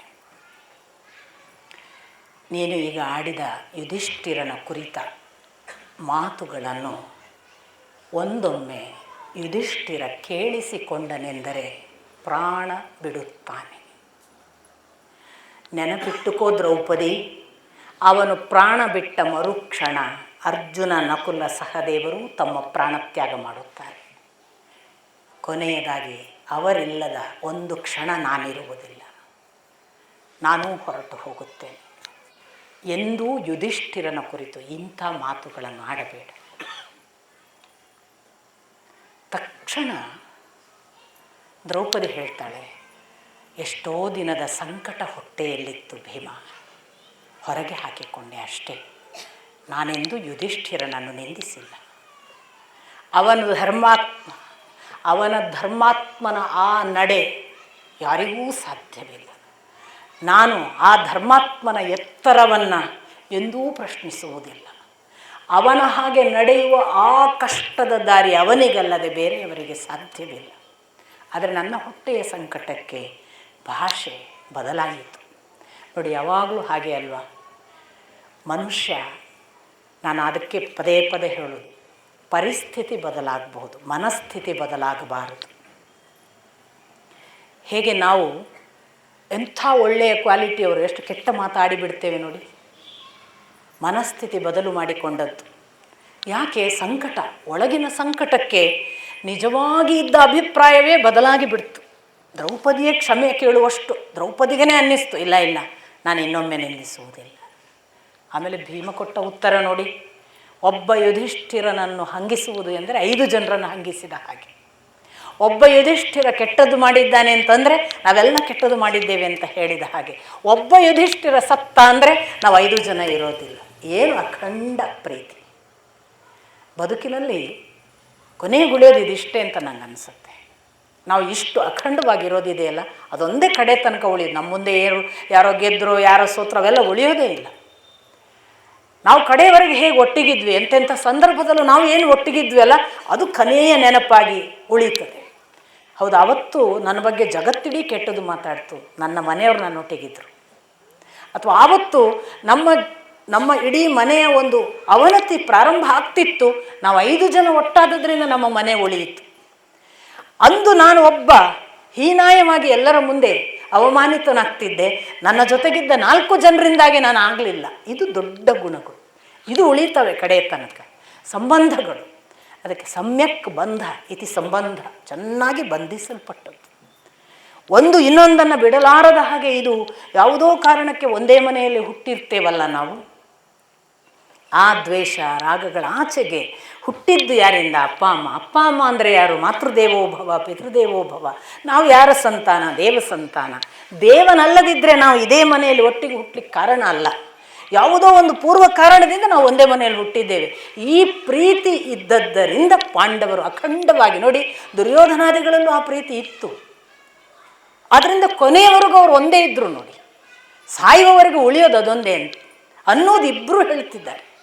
ದುರ್ಯೋಧನಾದಿಗಳಲ್ಲಿಯೂ ಕೂಡ ವಿಕರ್ಣ ಅಷ್ಟು ಅವನಿಗೆ ಭಿನ್ನಾಭಿಪ್ರಾಯ ಇದ್ದರೂ ಬಿಟ್ಟು ಹೋಗಲಿಲ್ಲ. 2 ಕುಟುಂಬಗಳು ಅಖಂಡವಾಗಿಯೇ ಉಳಿದಿದ್ದಾವೆ, ಅದು ಮುಖ್ಯ. ಕುಟುಂಬದ ಒಳಗೆ ಭೇದ ಮಾಡಲಿಕ್ಕಾಗಲಿಲ್ಲ ಯಾರಿಗೂ. ಆದರೆ ಈ 2 ಕುಟುಂಬ ಅಲ್ಲ, ಅದು ಒಂದೇ ಕುಟುಂಬ ಇತ್ತು ಅನ್ನೋದು ಅದರ ಪೂರ್ವ ಅವಸ್ಥೆ. ಅದು ವಿಭಾಗ ಆಯಿತು ನೋಡಿ, ಅಲ್ಲಿ ಭೇದ ಬಂದದ್ದು. ಈ 2 ವಿಭಾಗ ಆಗದೆ ಅದು ಅಖಂಡವಾಗಿದ್ದರೆ ಬೇರೆಯೇ ಸುಂದರ ಸ್ವರ್ಗ ನಿರ್ಮಾಣ ಆಗ್ತಿರ್ಬೋದು. ಆ ಥರ ಭಾಳ ಸುಂದರವಾದ ಉತ್ತರ ಭೀಮ ಕೊಟ್ಟಾಗ ದ್ರೌಪದಿಯು ಅಷ್ಟೇ ನಾನು ಮೈ ಮರೆತೆ ಅನ್ನುವ ಹಾಗೆ ಹೇಳ್ತಾಳೆ ನೋಡಿ. ಎಚ್ಚರ ತಪ್ಪಿ ಆಡಿದ ಮಾತು ಅನ್ನುವ ಹಾಗೆ ಅವಳ ಉತ್ತರ. ಆಗಲಿ, ಈಗೇನಾಗಬೇಕು? ಈ ರಾತ್ರಿಯಲ್ಲಿ ಯಾಕೆ ಬಂದಿದ್ದೆ? ಕೀಚಕನ ಇಡೀ ಘಟನೆಯನ್ನು ಹೇಳ್ತಾಳೆ. ಹೀಗೆಲ್ಲ ಪ್ರಚೋದಿಸಿದ, ಹೀಗೆ ಹೇಳಿದ್ದೇನೆ, ಆದರೂ ಬಿಡೋದಿಲ್ಲ. ಈಗ ವಿರಾಟ ಏನೂ ಮಾಡಲ್ಲ ಅಂತ ನನಗೆ ಗೊತ್ತು. ನಿನ್ನ ಮುಂದೆಯೇ ವಿರಾಟ ಮಾತನಾಡಿದ್ದನ್ನು ನೀನು ನೋಡಿದ್ದೀಯಲ್ಲ. ಅವನು ಒಂದು ವಾಕ್ಯ ಹೇಳಲಿಲ್ಲ, ಅಷ್ಟು ಜನ ಸಭಾಸದರು ಹೇಳಿದರು, ಆದರೆ ಅವನು ಹೇಳಿಲ್ಲ. ನನಗೆ ಖಚಿತವಾಗಿ ಗೊತ್ತಿದೆ, ವಿರಾಟನದ್ದು ಯಾವ ಮಾತು ಈ ಅರಮನೆಯಲ್ಲಿ ನಡೆಯೋದಿಲ್ಲ, ಕೀಚಕನದ್ದೇ ನಡೆಯೋದು. ಕೀಚಕನನ್ನು ವಧೆ ಮಾಡ್ತಾನೆ ಅಥವಾ ಕೀಚಕನನ್ನು ಬಿಡಲ್ಲ, ಎಲ್ಲ ಹೇಳ್ತಾನೆ. ಅದಕ್ಕೆ ಕೂಡಲೇ ಭೀಮ ಹೇಳ್ತಾನೆ, ನೀನು ನಿಶ್ಚಿಂತೆಯಿಂದ ಇರು ದ್ರೌಪದಿ. ನಾನು ಅವನನ್ನು ನಾಳೆ ಬದುಕಿಲ್ಲದ ಹಾಗೆ ಮಾಡಿಬಿಡುತ್ತೇನೆ ಅಂತ ತೀರ್ಮಾನ ಮಾಡಿ ಘೋಷಣೆಯಲ್ಲಿ ಹೇಳ್ತಾನೆ. ಕೂಡಲೇ ನೋಡಿ ಆ ಕ್ಷಣಕ್ಕೆ ಎಚ್ಚರಿಸೋದು ಯುಧಿಷ್ಠಿರನ ಪ್ರತಿಜ್ಞೆ. ಸತ್ಯ ಪರಿಪಾಲನೆಗೆ ಅಡ್ಡಿ ಮಾಡಬೇಡ. ನೀನು ಬಹಿರಂಗವಾಗಿ ಪ್ರಕಟಿಸಿ ಕೊಂದೆಯಾದರೆ ಅಜ್ಞಾತವಾಸದ ಅವಧಿಯಲ್ಲಿ ನೀನು ಪ್ರಕಟವಾಗಿ ಬಿಡುತ್ತಿ. ಗುಟ್ಟಾಗಿ ನಡೆಯಬೇಕು ಭೀಮಸೇನ, ಹೇಗೆ ಮಾಡುತ್ತಿ ನೋಡು. ತಕ್ಷಣ ಅವನು ಹೇಳ್ತಾನೆ, ನಿಜ ನೀನು ಹೇಳುವುದು. ಯುಧಿಷ್ಠಿರನ ಪ್ರತಿಜ್ಞೆಗೆ ಭಂಗ ಬಾರದ ಹಾಗೆ ಕೊಲ್ಲಬೇಕು. ನಾನು ವೇಷಾಂತರಿಸಿ ಹೋಗುತ್ತೇನೆ, ರಹಸ್ಯವಾಗಿ ಅವನನ್ನು ಕೊಲ್ಲುತ್ತೇನೆ. ನೀನು ಇದೊಂದು ರಾತ್ರಿ ಕಳೆದು ನಾಳೆ ರಾತ್ರಿ ಆಗುವವರೆಗೆ ಕಾಯಿ. ಅವನನ್ನು ಹಗಲಿನಲ್ಲಿ ಸಂಧಿಸಿ ಅವನಿಗೆ ಒಂದು ಭರವಸೆ ಕೊಡು. ರಾತ್ರಿ ನಾಟ್ಯಶಾಲೆಗೆ ಬರಲು ಹೇಳು. ನಾಟ್ಯಶಾಲೆ ಬೃಹನ್ನಳೆ ಪಾಠ ಮಾಡುವವರೆಗೆ ಮಾತ್ರ. ಸಂಜೆ ಎಲ್ಲರೂ ಅವರವರ ಮನೆಗೆ ಹೋದ ಮೇಲೆ ಅದು ಖಾಲಿ. ನಾನು ಆ ನಾಟ್ಯಶಾಲೆಯಲ್ಲಿರುವ ಒಂದು ಮಂಚದ ಮೇಲೆ ಮಲಗುತ್ತೇನೆ. ಅವನ ದಾರಿ ಕಾಯುತ್ತೇನೆ. ರಾತ್ರಿ ಅವನನ್ನು ಮುಗಿಸುವುದು ನನ್ನ ಕೆಲಸ. ನನ್ನ ಮೇಲೆ ವಿಶ್ವಾಸ ಇಡು, ನೀನು ಹೊರಡು. ದ್ರೌಪದಿ ಹೇಳ್ತಾಳೆ, ನಾನು ನಿನ್ನನ್ನು ನಂಬಿದ್ದೇನೆ, ಇದು ಸಾಧ್ಯವಾಗಲಿ ಅಂತ ಹೇಳಿ ಬಾಚಿ ತಬ್ಬಿಕೊಂಡು ಎದೆಯಲ್ಲಿ ಮುಖ ಇಟ್ಟು ಸುಮಾರು ಹೊತ್ತು ಹತ್ತು ಕಣ್ಣೀರು ಹಾಕಿದ್ಲು ಅಂತ ಉಲ್ಲೇಖ. ಆಗ ಭೀಮ ಅವಳನ್ನು ಹಾಗೆ ಅವಳ ತಲೆ ನೇವರಿಸಿ ಕೂದಲುಗಳನ್ನೆಲ್ಲ ಸರಿಪಡಿಸಿ ಮುತ್ತು ಕೊಟ್ಟು ನಾನಿದ್ದೇನೆ, ಚಿಂತಿಸಬೇಡ ಅಂತ ಕಳುಹಿಸ್ತಾನೆ. ಇಷ್ಟಾಗಿ ದ್ರೌಪದಿ ಬಂದು ಅವಳು ಬೆಳಗಾಗುವುದನ್ನು ಕಾಯ್ತಾ, ಬೆಳಗಾದ ಕೂಡಲೇ ತಾನು ಯಾವಾಗ ಕೀಚಕನನ್ನು ಸಂಧಿಸಿ ಏನು ಅಂತ ಕಾಯುವ ಹೊತ್ತಿಗೆ ಕೀಚಕ ಯಥಾಪ್ರಕಾರ ಸಿಗ್ತಾನೆ, ಬರ್ತಾನೆ. ಅವಳಿಗೆ ನಿರೀಕ್ಷೆ ಇತ್ತು. ಕೂಡಲೇ ಕೀಚಕನನ್ನು ಬಹಳ ಕಾನ್ಫಿಡೆನ್ಸಿಗೆ ತಗೊಂಡು, ನೋಡು ನನಗೆ ಅರ್ಥ ಆಗುತ್ತೆ, ನೀನು ಬಹಳ ನನ್ನನ್ನು ನಂಬಿದ್ದೀನಿ, ನಾನು ಬೇಕು ನಿನಗೆ. ಆದರೆ ನಿನಗೆ ನಾನು ಈಗಾಗಲೇ ಹೇಳಿದ್ದೇನೆ, ನನಗೆ 5 ಜನ ಗಂಧರ್ವ ಗಂಡಂದಿರಿದ್ದಾರೆ. ಎಲ್ಲಾದರೂ ಅವರಿಗೆ ಗೊತ್ತಾದರೆ ನನಗೂ ಶ್ರೇಯಸ್ಕರ ಅಲ್ಲ, ನಿನಗೂ ಅಲ್ಲ. ಹಾಗಾಗಿ ನಾನು ನಿನಗೆ ಲಭ್ಯಳಾಗ್ತೇನೆ. ಆದರೆ ಈಗ ಹಗಲಲ್ಲಿ ಬೇಡ, ನೀನು ನಿನ್ನ ಪಾಡಿಗೆ ಎಲ್ಲಾದರೂ ಇರು. ರಾತ್ರಿ ನಾಟ್ಯಶಾಲೆಗೆ ಬರ್ತೇನೆ, ನೀನು ನಾಟ್ಯಶಾಲೆಗೆ ಬಾ. ನಾಟ್ಯಶಾಲೆಗೆ ಬಾ ಮತ್ತು ನಾಟ್ಯಶಾಲೆಯಲ್ಲಿ ಸಿಗೋಣ. ನಾನು ನಿನಗೆ ನನ್ನನ್ನು ಒಪ್ಪಿಸ್ತೇನೆ. ಇವನು ಒಳ್ಳೆ ಖುಷಿಯಾಗ್ತಾನೆ. ತಾನು ಹೊಡೆದದ್ದು, ತಾನು ಕಾಲಿನಿಂದ ಒದ್ದದ್ದು ಎಲ್ಲ ಪ್ರಭಾವ ಆಗಿದೆ. ಆಮೇಲೆ ವಿರಾಟನ ಮುಂದೆ ಕೀಚಕನೇ ಬಲಿಷ್ಠ ಅಂತ ಅವಳಿಗೆ ಗೊತ್ತಾಗಿದೆ. ತನ್ನ ಬಲ ನಡೆಯುವುದಿಲ್ಲ ಅಂತ ಈಗ ಗೊತ್ತಾಯಿತು ಇವಳಿಗೆ. ಹಾಗಾಗಿ ಶರಣಾಗಿದ್ದಾಳೆ ಅಂತ ಅನ್ಕೋತಾ ಅವನಿಗೆ ಹಗಲು ಹೋದದ್ದು ಗೊತ್ತಾಗುವುದಿಲ್ಲ, ಇವಳಿಗೆ ಹಗಲೇ ಹೋಗುವುದಿಲ್ಲ. 2 ಭಾವಗಳು ನೋಡಿ. ಇವಳಿಗೆ ಹಗಲು ಯಾವಾಗ ಮುಗಿಯುವುದಿಲ್ಲ, ಯಾಕೆ ಮುಗಿಯೋದಿಲ್ಲ ಅನ್ನುವ ದೀರ್ಘ ಭಾವ. ಅವನಿಗೆ ಎಷ್ಟು ಬೇಗ ಹಗಲು ಹೋಗ್ತದೆ, ಯಾಕೆಂದರೆ ಅವನು ಕ್ಷಣ ಕ್ಷಣಕ್ಕೆ ಅವಳನ್ನು ಅನುಭವಿಸುವುದನ್ನು ನೆನಪಿಸಿಕೊಂಡು ಕಲ್ಪನೆಯ ಲೋಕದಲ್ಲಿ ಮುಳುಗಿಬಿಟ್ಟಿದ್ದಾನೆ. ಭೀಮ ವೇಷಾಂತರಿಸಿದ ಅಂತ ಅಷ್ಟೇ ಇದೆ. ನಮ್ಮ ನಾಟಕಗಳು, ಯಕ್ಷಗಾನದವರು ಎಲ್ಲ ಬೃಹನ್ನಳೆಯ ವೇಷದಲ್ಲಿ ಆ ನಾಟ್ಯಶಾಲೆಯಲ್ಲಿ ಇದ್ದ ಹಾಗೆ, ಹೆಣ್ಣಿನ ಹಾಗೆ ಇದ್ದ ಅಂತೆಲ್ಲ ಬರೀತಾರೆ. ವಾಸ್ತವಿಕ ಅದು ಕಾಣುವುದೇ ಇಲ್ಲದ ಕತ್ತಲು ಅಂತ ಗೊತ್ತಾಗುತ್ತೆ, ಮುಂದೆ ನಿಮಗೆ ಗೊತ್ತಾಗುತ್ತೆ ನೋಡಿ. ಅವನು ಒಟ್ಟು ವೇಷಾಂತರಿಸಿದ್ದ, ಅದು ಹೇಗೆ ಅನ್ನೋದು ನಮಗೆ ಲಿಖಿತವಾಗಿ ಉಲ್ಲೇಖ ಇಲ್ಲ. ಅವನು ವೇಷಾಂತರಿಸಿ ಬರ್ತೇನೆ ಅಂತ ಹೇಳಿದ್ದಾನೆ ಕೂಡ. ಇವನು ಹೋಗಿ ಕೂತಿದ್ದಾನೆ. ದ್ರೌಪದಿ ಈ ಕೀಚಕ ಹೋಗುವಾಗ ದ್ರೌಪದಿ ಹಿಂದೆ ಇದ್ದಾಳೆ, ಆದರೆ ಅವನಿಗೆ ಗೊತ್ತಿಲ್ಲ, ಮುಂದೆ ಇದ್ದಾಳೆ ಅಂತ ಭಾವಿಸುವ ಹಾಗೆ ಹೋಗಿದ್ದಾನೆ. ನಾಟ್ಯಶಾಲೆಗೆ ಹೋಗುವಾಗ ಅಲ್ಲೊಂದು ಆಕಾರ ಕಾಣ್ತದೆ ಅವನಿಗೆ. ಬಂದುಬಿಟ್ಟಿದ್ದಾಳೆ ಅಂತ ಇವ ಭಾವಿಸ್ತಾನೆ. ಸೊ ಆ ಮಂಚದಲ್ಲಿ ಕೂತು ಅವಳ ವರ್ಣನೆಯನ್ನು ಪ್ರಾರಂಭ ಮಾಡ್ತಾನೆ. ಬರೇ ಅವಳ ವರ್ಣನೆಯನ್ನು ಪ್ರಾರಂಭ ಮಾಡುವುದಿಲ್ಲ, ತಾನೆಂಥವ, ತನ್ನ ದೇಹ ಎಂಥದ್ದು, ತಾನೆಂಥ ಸುಂದರ, ತನ್ನ ಪುರುಷತ್ವಕ್ಕೆ ಎಷ್ಟು ಜನ ಹೆಣ್ಣು ಮಕ್ಕಳು ಒಲಿದು ಬಂದಿದ್ದಾರೆ ಅನ್ನುವುದನ್ನೆಲ್ಲ ಪ್ರಶಂಸೆ ಮಾಡಿಕೊಂಡು ಭೀಮನ ಪಕ್ಕ ಕೂತ್ಕೊಂಡಾಗ ಭೀಮ, ನಿಜ ನಿಜ ನೀನು ಅಂತಿಂಥವನಲ್ಲ, ನಿನ್ನ ಸೌಂದರ್ಯ ನೋಡತಕ್ಕದ್ದೇ ಅಂತ ಹೇಳಿ ತಿರುಗಿದವ ಭೀಮ ಕೀಚಕನನ್ನು ಇನ್ನಿಲ್ಲದ ಹಾಗೆ ಬಾಚಿ ಕೈಗಳಿಂದ ಹಿಡಿತಾನೆ. ಅವರಿಬ್ಬರು ಒಬ್ಬರ ತೋಳಿಗೆ ಸಿಕ್ಕು, ಅವರು ಇಬ್ಬರು ತೋಳಿನಲ್ಲಿ ಬಹಳ ಬಲಿಷ್ಠರಿದ್ದರಿಂದ ಕೀಚಕನು ಅಷ್ಟೇ ಬಲಿಷ್ಠ. ಆ ಬಲಿಷ್ಠ ಕೀಚಕನ ಜೊತೆಗೆ ಇವನ ತೋಳುಬಲದ ಪ್ರದರ್ಶನ ಯಥಾ ಪ್ರಕಾರ ಯಾವ ಮಲ್ಲಯುದ್ಧವನ್ನು ಮಾಡಿದ್ದನಲ್ಲ ಅದೇ ಥರ ತಿರುಗಿಸಿ ಸುತ್ತಾಡಿಸಿ ಸೋಲಿಸಿ ಏಕದಂ ಮತ್ತೆ ಆಲಿಂಗಿಸಿ ಮೈಯೆಲ್ಲ ಲಟಲಟ ಮುರಿಯುವ ಹಾಗೆ ಅಪ್ಪಿಕೊಂಡು ಅವನನ್ನು ಮತ್ತೆ ಎತ್ತಿ ಗರಗರ ತಿರುಗಿಸಿ ಆ ಬಳಿಕ ಅವನನ್ನು ಹಿಡಿದು ಅಪ್ಪಳಿಸಿ ಒಂದು ಸಾರಿಗೆ ಪ್ರಜ್ಞೆ ತಪ್ಪಿ ಸತ್ತಿರಬಹುದು ಅನ್ನುವ ಹೊತ್ತಿಗೆ ಅವನು ನಿಶ್ಚೇಷ್ಟನಾಗಿ ಬಿದ್ದಿದ್ದಾನೆ.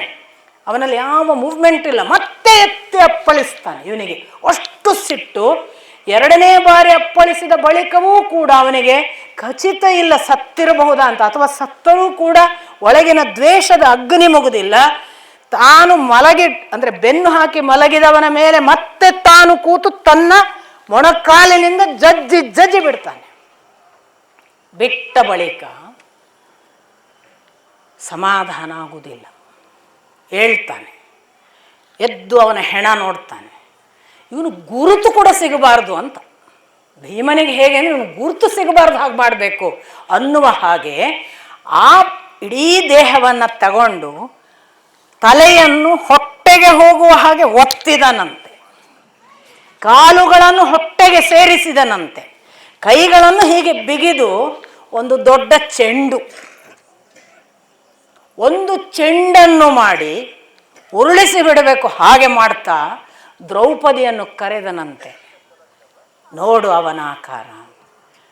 ಆ ಗಾಢ ಕತ್ತಲಲ್ಲಿ ದ್ರೌಪದಿಗೆ ಕಾಣಿಸಲಿಲ್ಲ ಅಂತ ಇದೆ. ಗೊತ್ತಾಗಲಿಲ್ಲ. ಅಷ್ಟಕ್ಕೆ ಸಮಾಧಾನ ಆಗುವುದಿಲ್ಲ ಭೀಮಸೇನ.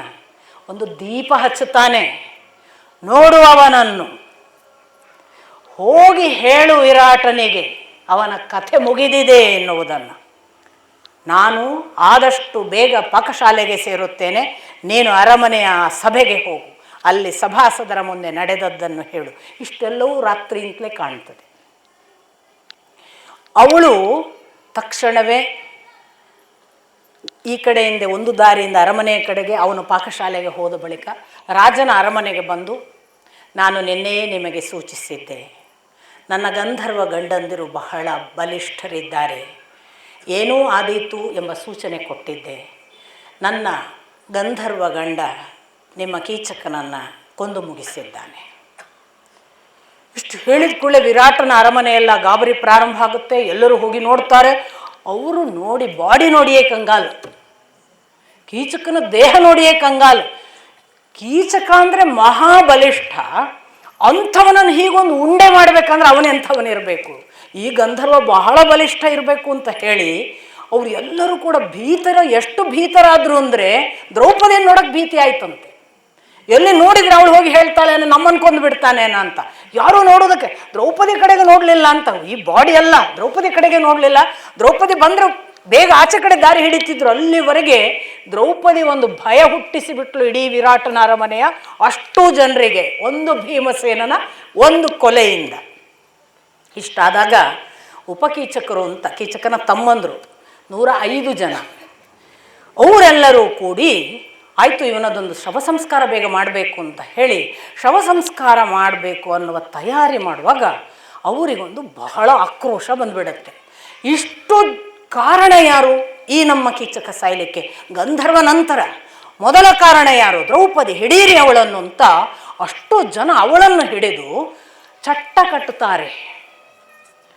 ಹೆಣಕ್ಕೆ ಯಾವುದನ್ನು ನಾವು ಕಟ್ಟುತ್ತೀವಲ್ಲ, ಹೆಣ ಹೊರಲಿಕ್ಕೆ, ಆ ಚಟ್ಟ ಕಟ್ಟುವಾಗ ಅವರು ಹೇಳ್ತಾರೆ, ಈ ಕೀಚಕನ ಜೊತೆಗೆ ದ್ರೌಪದಿಯನ್ನು ಸುಟ್ಟು ಬಿಡೋಣ, ಅವಳು ಇಲ್ಲಿ ಇರಲಿಕ್ಕೆ ಕೂಡದು, ಇನ್ನು ಹಾಗೆ ಮಾಡೋಣ ಅಂತ ಹೇಳಿ ಎತ್ತಿಕೊಳ್ತಾರೆ. ಚಟ್ಟಕ್ಕೆ ಕಟ್ಟಿ ಹೆಣಗಳ ಜೊತೆಗೆ, ಈ ಹೆಣದ ಜೊತೆಗೆ ದ್ರೌಪದಿಯು ಒಂದು ಶವ ಸಂಸ್ಕಾರಕ್ಕೆ ಹೊರಟ ಅವಸ್ಥೆಯಲ್ಲಿ ಪಾಪ ಹಾಗೆ ಹೆಗಲ ಮೇಲೆ ಹೋಗುವಾಗ ಜಯೋ ಜಯಂತೋ ಜಯಸೇನೋ ವಿಜಯೋ ಜಯದ್ಬಲ ಕೂಗ್ತಾಳೆ. ಅಷ್ಟೂ ಜನರನ್ನು ಕೂಗಿ ಮಾತೇ ವಾಚಂ ವಿಜಾನಂತು, ನನ್ನ ಮಾತುಗಳನ್ನು ನೀವು ಕೇಳಬೇಕು. ಸೂತಪುತ್ರ ನಯಂತಿಮೆ, ಸೂತಪುತ್ರರು ನನ್ನನ್ನು ಕರ್ಕೊಂಡು ಹೋಗ್ತಿದ್ದಾರೆ, ನನ್ನನ್ನು ಶವ ಸಂಸ್ಕಾರಕ್ಕೆ ಕರ್ಕೊಂಡು ಹೋಗ್ತಿದ್ದಾರೆ ಅಂತ ಗಂಧರ್ವರಿಗೆ ಗೊತ್ತಾಗಬೇಕಲ್ಲ. ಹಾಗೆ ಜಯ, ಅವನು ಜಯ, ಓ ಜಯೋ ಜಯಂತೋ ವಿಜಯೋ ಜಯತ್ಸೇನೋ ಜಯದ್ಬಲ ಅಂತ ಕೂಗಿ ಇಷ್ಟು ಹೇಳ್ತಾಳೆ. ತಿಳಿದುಕೊಳ್ಳಿ, ನನ್ನ ಮಾತುಗಳನ್ನು ಕೇಳಿಕೊಳ್ಳಿ, ನನ್ನನ್ನು ಇವರು ಸಾವಿನ ಮನೆಗೆ ಕರೆದುಕೊಂಡು ಹೊರಟಿದ್ದಾರೆ. ಪಾಕಶಾಲೆಯಲ್ಲಿ ಕೂತವ ಅಶರೀರವಾಣಿ ಕೇಳಿಸುವ ಹಾಗೆ ಜೋರಾಗಿ ಹೇಳಿದನಂತೆ, ಈ ನಿನ್ನ ಗಂಡು ಗಂಧರ್ವ ಹಾಗಾಗಲು ಬಿಡುವುದಿಲ್ಲ. ಮಾಲಿನಿ, ನೀನೇನು ಭಯ ಪಡಬೇಡ. ಅವಳಿಗೆ ಕನೆಕ್ಷನ್ ಆಯಿತು, ಜನರಿಗೆ ಗೊತ್ತಾಯಿತು ಗಂಧರ್ವ ಕೂಗಿದ್ದಾನೆ. ಈ ಅಶರೀರವಾಣಿಯ ಹಾಗೆ ಬಂದ ಬಲಕ್ಕೆ ದ್ರೌಪದಿಗೆ ಬಲ ಬಂತು. ತಕ್ಷಣ ಭೀಮಸೇನೆ ಈಗ ಸರಿಮಾರ್ಗದಲ್ಲಿ ಹೋದರೆ ಗೊತ್ತಾಗ್ತದೆ ಅಂತ ಹೇಳಿ ಪಾಕಶಾಲೆಯಿಂದ ಯಾವುದೋ ಗೋಡೆಯೆಲ್ಲ ಹಾರಿ ನೇರ ಸ್ಮಶಾನಕ್ಕೆ ಹೋಗುವ ದಾರಿಯಲ್ಲಿ ಅವರು ಬರುವ ಮೊದಲೇ ಹೋಗಿ ಅಲ್ಲೊಂದು 10 ಮಾರು ಉದ್ದದ ವೃಕ್ಷವನ್ನು ಬೇರು ಸಹಿತ ಕಿತ್ತು ಹೆಗಲಲ್ಲಿ ಸಿದ್ಧ ಇಟ್ಟುಕೊಂಡು ಬಂದ ಅಷ್ಟೋ ಜನರನ್ನು ಬಡಿದು 105 ಜನ ಉಪಕೀಚಕರನ್ನು ಕೊಂದನಂತೆ. ಅಷ್ಟೋ ಮಂದಿಯನ್ನು ಮುಗಿಸಿದ ಮೇಲೆ ಇದ್ದ ಬದ್ದವರೆಲ್ಲ ಓಡಿ ಹೋಗ್ತಾರೆ. ದ್ರೌಪದಿಯನ್ನು ಬಂದು ಬಿಡಿಸ್ತಾನೆ. ಬಿಡಿಸಿ, ನೀನು ಬೇಗನೆ ನಿನ್ನ ಸ್ಥಳ ಸೇರು, ನಾನು ಬೇಗನೆ ನನ್ನ ಪಾಕಶಾಲೆಯನ್ನು ಸೇರುತ್ತೇನೆ, ಯಾರಿಗೂ ಗೊತ್ತಾಗದೆ. ಅಲ್ಲೂ ಕೂಡ ಅವನು ವೇಷ ಬರೆಸಿಕೊಂಡು ಅಂತಲೇ ಇದೆ, ಭೀಮ ತನ್ನ ವೇಷದಲ್ಲಿ ಬಂದಿಲ್ಲ ಅಂತ ಹೋಗ್ತಾನೆ. ಮತ್ತೆ ಪ್ರಶ್ನೆಗಳು ಬರ್ಬೋದು, ದೇಹ ನೋಡಿದರೆ ಗೊತ್ತಾಗಲ್ಲ. ನಾವೆಲ್ಲ ಈ ಪ್ರಶ್ನೆನ ಖಂಡಿತ ಯೋಚಿಸ್ತೀವಿ. ಎಚ್ಚರ ಇಟ್ಕೊಳ್ಬೇಕು. ಆಶೀರ್ವಾದ ಇತ್ತು, ಯಮ ಎಂದು ಗುರುತಾಗದ ಹಾಗೆ ನೋಡಿಕೋತೇನೆ ಅಂದಿದ್ದಾನೆ, ದುರ್ಗೆ ಅಂದಿದ್ದಾಳೆ, ಆ ಕಾರಣಕ್ಕಾಗಿ ಆಗಿರಲಿಲ್ಲ ಅಂತ ಅಂದ್ಕೊಳ್ಬೇಕು. ಎಲ್ಲೂ ಅದು ವ್ಯಕ್ತವಾಗಿಲ್ಲ, ಬಟ್ ಅದು ಅಂಡರ್ಸ್ಟುಡ್. ಯಾರಿಗೂ ಗೊತ್ತಾಗ್ತಿಲ್ಲ ಅಂದರೆ ಇಟ್ ಈಸ್ ಅಂಡರ್ಸ್ಟುಡ್, ಏನೋ ಒಂದು ನಡೀತಿದೆ ಅಲ್ಲಿ, ಯಾವುದೋ ಒಂದು. ಈ ಥರ ಅಂತೂ ಅವನು ಹೋಗಿ ಮರಳಿ ಇವಳು ತಾನು ಬಿಡುಗಡೆಯಾಗಿ ಬರ್ತಾಳಲ್ಲ, ಬರುವಾಗ ತಾನು ವಿಶೇಷ ಮಲಿನ ಬಟ್ಟೆಯನ್ನೆಲ್ಲ ಕಳೆದು ಹೊಸ ಶುಭ್ರ ಬಟ್ಟೆ ಉಟ್ಟುಕೊಂಡು ಶುಭ್ರ ಸ್ನಾತಳಾದ ಹಾಗೆ ಬರುವಾಗ ಮೊದಲು ಭೀಮಸೇನನ ಪಾಕಶಾಲೆಯ ಮುಂದೆ ಬರ್ತಾಳೆ. ಭೀಮಸೇನ ಒಬ್ಬ ಗಂಧರ್ವ ಗಂಡ ನಿನಗೆ ಆದ ತೊಂದರೆಗೆ ಸರಿಯಾದ ಶಿಕ್ಷೆ ಕೊಟ್ಟು ಉಳಿದ 4 ಗಂಧರ್ವರ ಋಣವನ್ನೂ ತೀರಿಸಿದ್ದಾನೆ. ನೋಡಿ, ನಾನೊಬ್ಬನೇ ಅಲ್ಲ ಅಂತ. ಒಬ್ಬ ಗಂಡ ಗಂಧರ್ವ ನಿನಗಾದ ಕಷ್ಟಕ್ಕೆ ಸರಿಯಾದ ಶಿಕ್ಷೆ ಕೊಟ್ಟು 4 ಜನ ಉಳಿದ ಗಂಧರ್ವರ ಋಣವೂ ತೀರಿಸಿದ್ದಾನೆ. ದ್ರೌಪದಿ ಸುಮ್ಮನೆ ನೋಡಿ ನಕ್ಕು ಮುಂದೆ ಹೋಗ್ತಾಳೆ.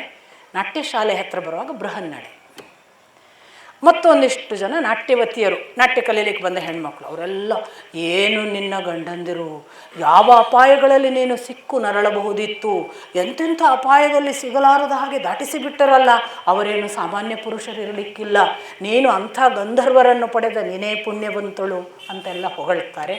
ಅವಳು ಹೀಗೆ ನೋಡಿ ನಗುವುದರೊಳಗಾಗಿ ಇತ್ತ ಬೃಹನ್ನಡೆ, ನೀನು ತುಂಬ ಕಷ್ಟಪಟ್ಟೆಯಾ, ಅದು ಹೇಗಾಯಿತು, ಗಂಧರ್ವ ಗಂಡ ಹೇಗೆ ಅದನ್ನು ಬಿಡಿಸಿದ ಗೊತ್ತೇ ಇಲ್ದಂಗೆ ಕೇಳ್ತಾನೆ.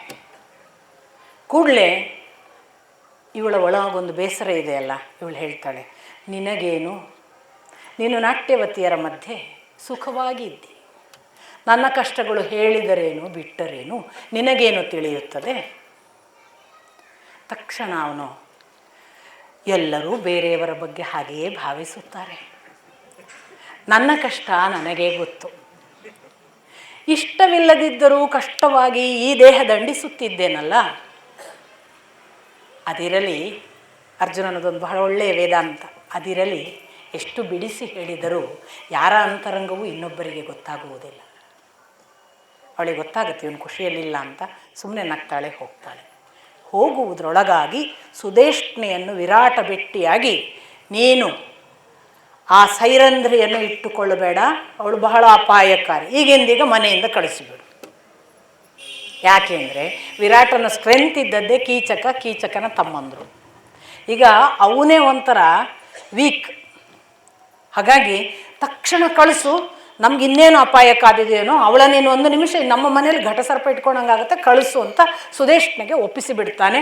ಸುದೇಷ್ಣೆ ಇತ್ತ ಅಂತಃಪುರಕ್ಕೆ ಬಂದ ತಕ್ಷಣ, ಮಾಲಿನಿ ಬಂದ ತಕ್ಷಣ ಆದದ್ದು ಆಗಿ ಹೋಗಿದೆ, ಇದುವರೆಗೆ ರಕ್ಷಣೆಯ ಹಾಗೆ ನೀನು ನನ್ನ ಜೊತೆಗಿದ್ದದ್ದು ಆಯಿತು, ನಾನು ನಿನ್ನನ್ನು ಕೆಲಸದವಳ ಹಾಗೆ ಇಟ್ಟುಕೊಂಡದ್ದು ಹೌದು, ಇನ್ನು ನೀನು ಇಂದಿನಿಂದ 1 ಅರೆಕ್ಷಣ ಇರಬೇಡ, ಸಾಕ್ಷಾತ್ ರಾಜನ ಆಜ್ಞೆ, ಅವನು ನಿನ್ನನ್ನು ಇಟ್ಟುಕೊಳ್ಳಬೇಡ ಅಂದಿದ್ದಾನೆ.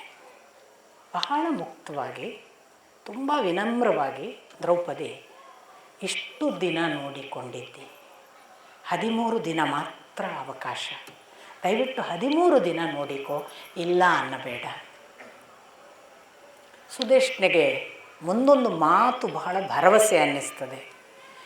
ಈ 13 ದಿನ ನೋಡಿಕೊಳ್ಳುವುದರಿಂದ ನಿಮಗೆ ಯಾವುದೇ ಅಪಾಯ ಆಗುವುದಿಲ್ಲ. ಅಷ್ಟು ಮಾತ್ರವಲ್ಲ, ವಿರಾಟನಿಗೆ, ವಿರಾಟನ ಅರಮನೆಗೆ, ವಿರಾಟನ ಪದವಿಗೆ ನನ್ನ ಗಂಧರ್ವ ಗಂಡಂದಿರು ಬಹಳ ದೊಡ್ಡ ಆಶ್ರಯವಾಗುತ್ತಾರೆ. ಇದು ನನ್ನ ಖಚಿತ ಭರವಸೆ. ದಯವಿಟ್ಟು ನನ್ನನ್ನು ಕಳುಹಿಸಬೇಡ. ಹಾಗಾಗಿ ದ್ರೌಪದಿ ಉಳಿತಾಳೆ. ಇತ್ತ ಗೂಢಚಾರರು ದುರ್ಯೋಧನನಿಗೆ ಸುದ್ದಿ ತಂದರು. ಅದೇನಾಯಿತು ನಾಳೆ ನೋಡೋಣ. ನಮಸ್ಕಾರ.